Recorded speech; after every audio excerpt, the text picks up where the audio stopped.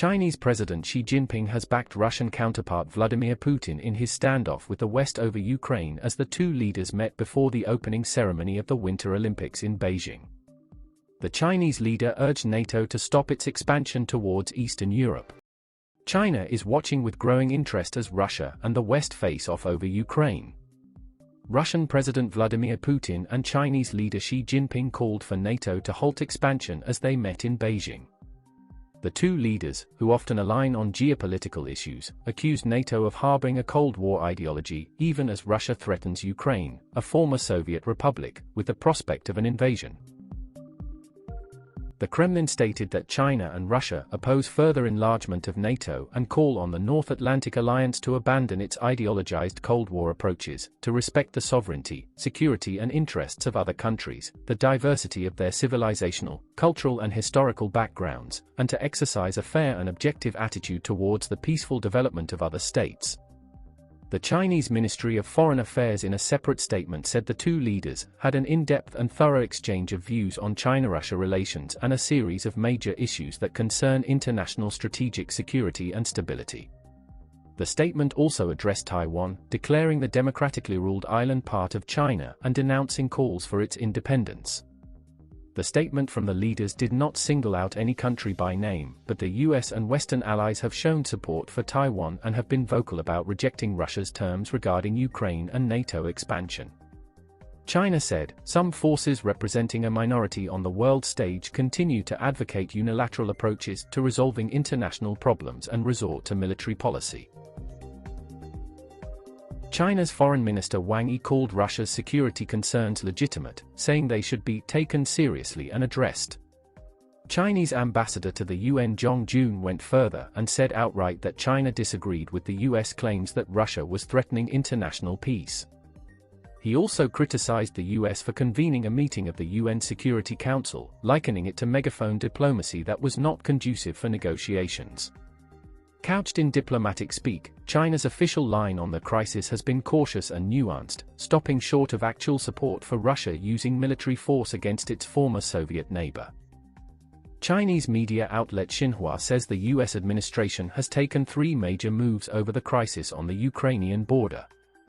The first is to exaggerate an imminent Russian attack on Ukraine by disclosing relevant intelligence obtained by the US and its allies, revealing so-called evidence of Russia's continued destabilization of Ukraine, and ordering the departure of US staff at its embassy in Ukraine.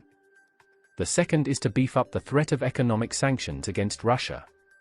The potential sanctions target several large Russian banks and some important financial institutions, and even Russian President Vladimir Putin, in an effort to cut Russia's ties with the Western financial system.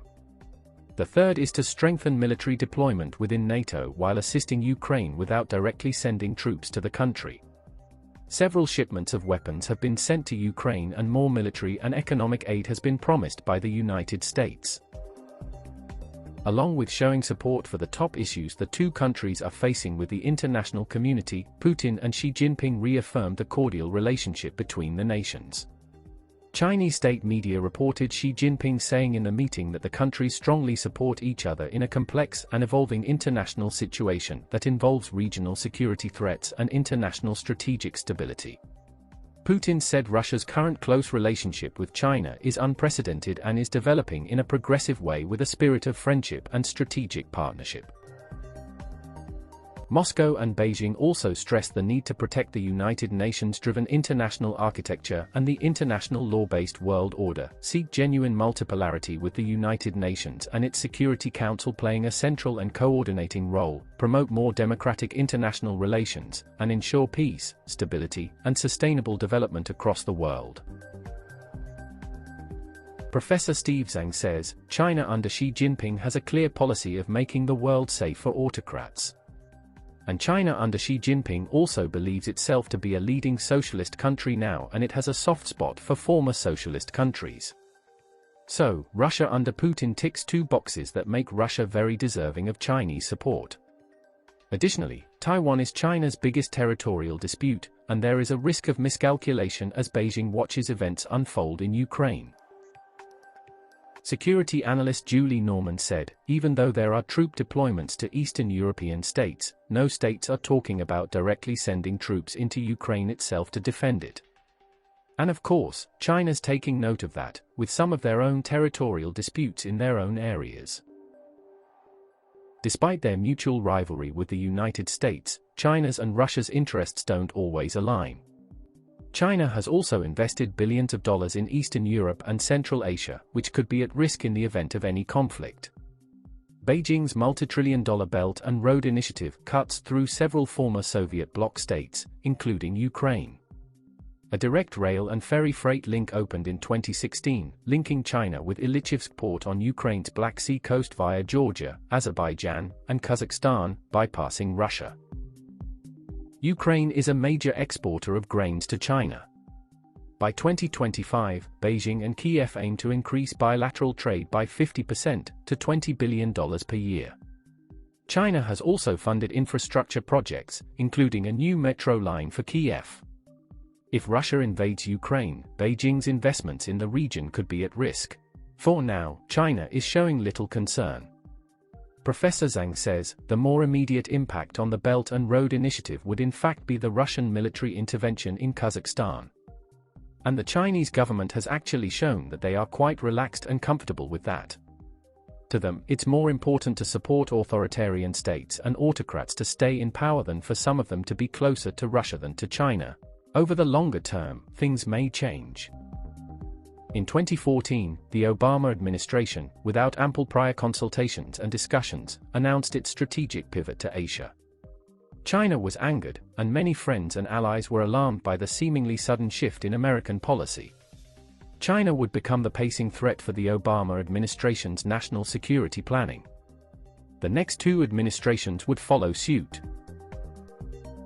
Given Russia's military buildup around Ukraine's borders and Western intelligence forecasts that an invasion may be imminent, surely Moscow is the more clear and present danger for NATO.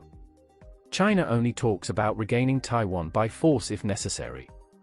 Since China has been identified as the pacing threat for some time, is a review long overdue to assess whether it or Russia best fills that description?